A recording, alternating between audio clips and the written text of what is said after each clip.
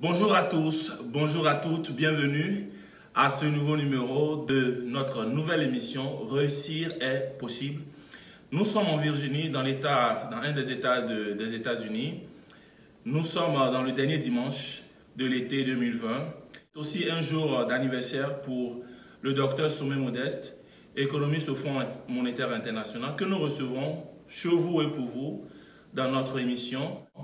Bonjour Modeste. Bonjour Gomez. Est-ce que je peux vous tutoyer? Bien sûr. Alors Modeste, est-ce que tu pourrais rapidement te présenter à nos followers? Ok, encore merci de m'inviter dans ton émission. Je suis Sommet Modeste, je suis économiste au Fonds monétaire international. Alors, quand vous me dites que vous êtes économiste au Fonds monétaire international, vous êtes à Washington DC, j'ai tout de suite, et beaucoup de nos téléspectateurs pourraient penser que vous êtes sûrement sorti d'une famille aisée au Burkina. Je rappelle que vous êtes du Burkina, n'est-ce pas? Ouais. Et que vous êtes sorti d'une famille aisée au Burkina. Est-ce que c'est le cas? Est-ce que vous pouvez nous parler un tout petit peu de votre enfance? De quelle famille riche au Burkina venez-vous? Pourquoi est-ce que ça vous fait, riche, c'est relatif, mais sérieusement, je suis ici d'une famille moins que modeste, je dirais. Ok. Donc, je proviens d'une famille de paysans. Mon père était paysan et est toujours paysan. Et Dieu merci, toujours paysan. mon père vit toujours. Il y a combien d'enfants dans ta famille? Aujourd'hui, si tu mets tous les enfants de mon père ensemble, on est une douzaine d'enfants aujourd'hui. Une douzaine d'enfants, et c'est de cette douzaine d'enfants que Modeste part pour se retrouver économiste, fonctionnaire international au Fonds monétaire international à Washington. On voudrait ensemble, pendant les minutes qui vont suivre, essayer de comprendre ce parcours et les principales leçons que Modeste dans son parcours a pu tirer de cette longue marche vers le succès. Où as-tu fait l'école primaire? Je suis né et grandi dans un petit village du Burkina qui s'appelle Dissine. C'est dans le sud-ouest vers la frontière du Ghana. Okay. Et j'ai fait toute mon école primaire à Dissine. Et d'ailleurs le collège jusqu'en troisième à Dissine. Et ensuite, tu pars au lycée. Après la troisième, tu pars au lycée. Ouais. Et où fais-tu le lycée? Et pourquoi est-ce que tu es obligé de quitter Dissine pour aller faire le lycée ailleurs? Le lycée, je l'ai fait dans une ville voisine, dans une commune voisine dans le temps, qui est Diégourou. C'était, en ce temps, c'était la capitale, le chef-lieu de la province, puisque Dissine faisait partie de la province de la Bougriba. Et donc, Diégourou, c'était le chef-lieu de la province à une quarantaine de kilomètres de Dissine. Ok. Et donc, c'était en fait la seule ville proche où il y avait un lycée. Quitter ses parents, aller vivre ailleurs, signifie qu'il faut quand même avoir de l'argent pour se prendre une maison, ouais, pour pouvoir se nourrir chaque mois. Comment est-ce que tu te débrouilles, je dirais? Comment est-ce que vous vous arrangez dans cette nouvelle transition? Effectivement, ça a dû être très compliqué. Il faut néanmoins remercier les tuteurs, quelqu'un qui t'accueille déjà, c'est louable. Quand tu dis que c'était très difficile, parce que c'est une phase importante dans la vie de beaucoup de gens, ouais, l'école, et en même temps prendre soin d'un ensemble d'éléments. Est-ce que tu peux nous raconter, je dirais, une anecdote sur cette période-là? Écoute, mon tuteur n'était pas non plus dans des conditions assez aisées. Tout à fait, ce qu'on peut comprendre. Oui, donc dans le même sexe que mon père. Donc, tout à fait. Le même sexe social. Le même sexe social que mon père. Il y a des situations, des jours où même pour avoir à manger, même une fois par jour, c'était très compliqué. C'est pas possible. C'est-à-dire que manger une fois par jour, il y a eu des moments où c'était compliqué. C'était très difficile. Écoute, Gomez, ce qui me revient en tête, et ça c'est difficile à oublier, quand j'étais en première, il fut une période où J'ai passé 3 jours sans manger. C'est pas possible. L'ironie, c'est que j'avais des amis qui vivaient dans des familles aisées, assez aisées, où on faisait tout ensemble. Je partais chez eux, on étudiait ensemble. Et comme je dis, l'ironie, c'est que mes amis ne savaient pas ce que je traversais. Donc, ils ne savaient pas que j'avais des difficultés pour avoir à manger. Ils savaient que je vivais dans une famille plus modeste qu'eux, mais aller jusqu'à ne pas manger pendant 3 jours, ils ne pouvaient pas imaginer ça. Et donc, un jour, mon ami devait venir. Dans le 3e jour où je n'ai pas mangé, mon ami devait passer chez moi pour qu'on puisse aller faire des activités. Et donc, quand il est arrivé, il m'a trouvé sur le lit, couché, je ne pouvais pas me lever. Tu n'avais pas la force de te lever? Je n'avais pas la force de me lever.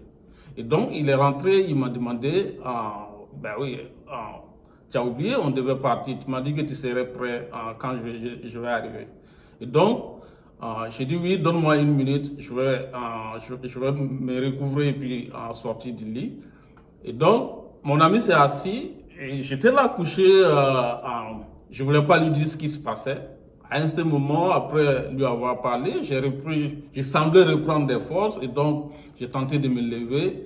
Une fois que je suis sorti du lit, je me suis écroulé tout de suite. Tu t'es écroulé par terre? Par terre tout de suite devant lui et ben, larmes ont commencé à couler. C'est incroyable quand même parce que je sais que beaucoup de gens traversent des situations difficiles. Je viens moi aussi de famille modeste, mais j'ai rarement croisé des gens qui peuvent passer une journée entière sans avoir un repas et dire qu'à cet âge-là, à 16 ans, tu as traversé de telles difficultés, pendant 3 jours ne pas avoir un repas à proprement parler, c'est quand même dur à entendre. C'est quand même dur à entendre. Et malgré ces situations, tu as quand même réussi à avoir le bac. J'étais quand même arrivé à avoir la moyenne pour passer en terminale. Et l'année suivante, l'année qui suivait, c'était toute une autre histoire encore. En terminale, on était arrivé à trouver un local chez un de mes oncles. Donc, finalement, tu finis par habiter chez un de tes oncles en terminale. Tu as le bac. Le bac, quelle série? D. Tu as le bac D. Ouais. Et ensuite, tu te retrouves à l'université. Qu'est-ce que tu voulais faire une fois que tu arrives à l'université?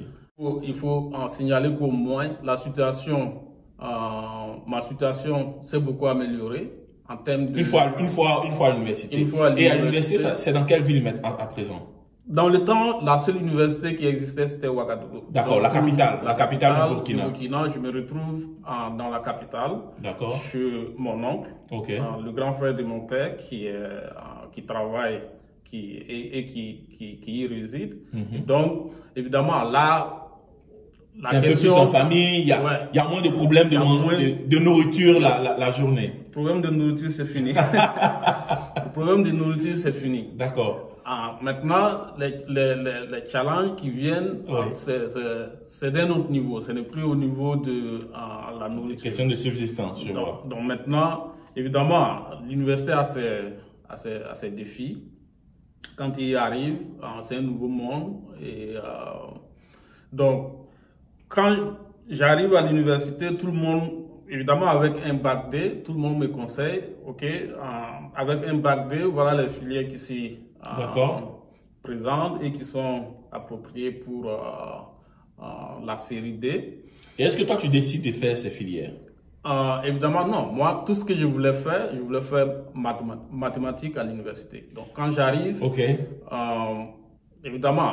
Mais est-ce que tu avais le droit de faire maths à l'université? Parce que je sais que généralement, les filières mathématiques, c'est des bacs C qu'ils prennent. Oui, la priorité c'est donné au bac C, mais on permet, pour quelqu'un qui a un bac D, il n'y a aucune raison pour qu'on l'empêche de faire mathématiques. Dans le temps, d'ailleurs, c'était à l'université, en termes de capacité, je pense qu'en maths physique, on acquérait toute personne de façon avec joie, parce que il y avait très peu de personnes. Ok, il y avait très peu de personnes en fac de maths. En fac de maths. Mais toi, tu y arrives, tu veux faire maths. Je veux faire maths, depuis la terminale, tout ce que j'avais en tête, c'est je ne veux rien faire d'autre à l'université si ce n'est pas les mathématiques. Pourquoi? Parce que tu étais passionné des maths? J'étais passionné des maths, je suis toujours passionné des maths. Tu es toujours passionné des maths? Je suis toujours passionné des maths et évidemment, quand j'en ai parlé à mon prof du lycée, il m'a dit, écoute, je sais que tu es bon, mais ça va être difficile de réussir maths physique. Si tu veux, tu peux faire physique chimie. Mais... Donc le prof en question, c'était ton prof de maths. C'était mon Donc prof un prof de maths te dit que ça sera difficile pour toi. Il t'enseignait, il connaît ton niveau, il sait que tu es bon, mais il te dit que ça sera difficile pour toi de réussir maths physique. Et tu décides quand même de faire. Je décide de faire parce que c'est ça que j'avais dans ma tête. C'était ma passion et je ne me voyais pas. Et tu étais prêt à poursuivre cette passion-là? J'étais prêt à poursuivre cette passion. Comment ça se passe? Évidemment, j'arrive à l'université, donc y compris ma famille, on me dit non, écoute, parce que j'ai un cousin qui est passé par la fac de maths. Lui, il a fait physique chimie. Et donc, mon cousin me dit, écoute, tu vas aller te cogner la tête si tu n'écoutes pas les gens. Si je comprends bien, tout le monde, tes dévanciers, tes professeurs, tout le monde te dit, tu vas te cogner la tête, ça sera trop difficile, faut pas y aller, ça sera trop challenging pour toi, comme on dit. Et toi, tu décides quand même de faire. Je décide de le faire quand même. J'ai dit, si c'est pas ça, je retourne au village. Et comment se passent les premiers jours quand tu y mets les pieds en faculté de maths physique? Le premier jour, on rentre. Le premier cours, c'était un cours d'algèbre. Ok, d'accord. Un cours d'algèbre où le professeur Akri, qui est un des très grands profs, en paix à son nom, il est décédé. Et donc, le prof d'algèbre rentre et il commence par des cours de logique. D'accord. Et donc, évidemment, il commence à aligner des théorèmes de logique. Et avec des combinaisons, vraiment, il te dit, si tu ne connais pas ça, vraiment, c'est pas la peine. C'est pas la peine de rester. Les inscriptions sont toujours ouvertes. Celui qui pense que ça, c'est vraiment dur, il peut aller faire... Une autre faculté. Dans une autre faculté ou bien aller faire physique-chimie. Donc, même le prof de la faculté encourage les étudiants qui sont les nouveaux étudiants de sa faculté à aller faire d'autres filières s'ils ne comprennent pas le cours en question. S'ils ne comprennent pas, parce qu'ils trouvent que c'est le b.a.-ba. C'est le minimum. C'est le minimum qu'il faut comprendre. Si tu ne comprends pas ça, tu ne peux pas réussir en maths physique. Au cours de cette session de classe, comment est-ce que toi tu réagis? Évidemment, je commence à me poser des questions. Tu commences à avoir un peu peur. Apparemment, les gens avaient raison. Je n'avais jamais vu de telles choses. Je vois. Et je commence à me dire, on dirait que cette fois-ci, je me suis trompé. On dirait que cette fois-ci, je me suis trompé parce que je ne vois pas. Le gars a bien dit, si tu ne comprends pas ça, ce n'est pas la peine. Est-ce que j'ai la capacité vraiment de comprendre ça? Et donc, je te pose beaucoup de questions. Je me pose beaucoup de questions. Et l'anecdote, c'est que à la fin du cours, donc c'était après le cours, c'était la pause, c'était midi. Et donc, le jour où je suis rentré, je n'ai pas mangé du tout. Je suis rentré directement dans ma chambre. Tu as perdu l'appétit. J'ai perdu l'appétit. et tout de suite, on est venu m'appeler pour venir manger. J'ai dit non, je vais juste me reposer, j'ai mal à la tête.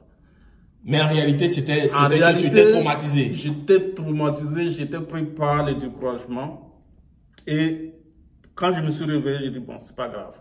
Je vais aller écouter encore une autre classe. Une autre classe, puisque c'est pas la seule matière. C'est ça. Peut-être je peux ne pas bien performer dans cette matière, mais peut-être dans les autres. Dans les autres, je pourrais m'en sortir.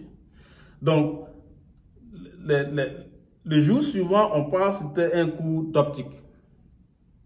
Alors là, le prof vient, c'est encore pire que ce que c'est pas possible. Le prof d'algèbre nous a fait. Au moins, pour le prof d'algèbre, tu pourrais dire, ok, peut-être c'est des notions que je n'ai jamais vues, je peux essayer de comprendre. Le prof d'optique, qui est, à mon sens, qui était censé être plus relax que les cours de maths. Oui. Alors là, le gars vient, c'est toute autre chose. Il commence à aligner des opérateurs vraiment bidons. Quand c'est la première fois. Tu n'as jamais vu. Et donc, Lui aussi finit, il dit non, ça, tout le cours va se reposer sur ça. Si tu ne comprends pas ça, il est temps, il faut changer de faculté. Il faut changer de faculté. Là, je commence à dire, ça, probablement que les gens ont raison. Je sais que je suis têtu, mais ça, on dirait que je me suis trompé. Comment les autres étudiants réagissent? Vous êtes combien au début et qui traversaient ces premiers cours de difficulté? D'abord, après le cours d'algèbre, quand je suis reparti, la classe était à moitié vide. Les autres avaient disparu. Le gars était clair, il a dit, c'est pas possible. Si tu n'es pas capable de comprendre ça, oui, il est temps de se chercher, d'aller s'inscrire dans d'autres facultés. Ouais. Donc la moitié de la classe, après le premier cours d'algèbre, disparaît. Disparaît, oui. Et toi, quand même, tu fais partie de l'autre moitié qui est restée. Je suis resté. Après, même après le cours d'optique. Bien sûr, il y a une partie qui est encore partie. Donc après le cours d'optique, il y a une autre partie de la classe qui a disparu. Ouais, donc c'est comme un processus de filtrage graduel que les profs... Peut-être aujourd'hui, je comprends qu'ils voulaient vraiment garder les gens qui ont une certaine passion. Et qui sont déterminés. Qui sont déterminés à faire la chose. Et toi, tu étais déterminé, tu étais passionné, tu voulais faire les maths. Je voulais faire les maths, c'est tout ce que je voulais faire.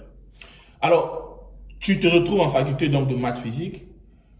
Tu es impressionné au début, tu es même apeuré, je dirais. Et comment est-ce que ça se passe? Est-ce qu'à la fin de ce parcours en maths physique, ça se termine bien? Pourquoi je suis resté? Je pourrais, et c'était vrai, les inscriptions étaient toujours ouvertes, je pouvais changer, mais j'ai décidé de rester. Pourquoi? Parce que ma conception des choses, c'est que s'il y a des gens qui sont restés, même s'il y a un seul étudiant de plus que moi qui est resté, je vais y rester parce que, oui, bien sûr. S'il est resté, c'est parce que c'est le même niveau de difficulté pour nous tous. Peut-être qu'il a un background plus différent, mais je me dis que c'est possible que je me mette au niveau de cet étudiant. Si on est assis dans la même classe, c'est qu'on est censé avoir le même niveau. Donc pour toi, ça c'est intéressant. C'est-à-dire que pour toi, tant qu'il y a une personne qui fait ce que tu souhaites faire aussi, il n'y a pas de raison que toi tu abandonnes. Il n'y a pas de raison que j'abandonne.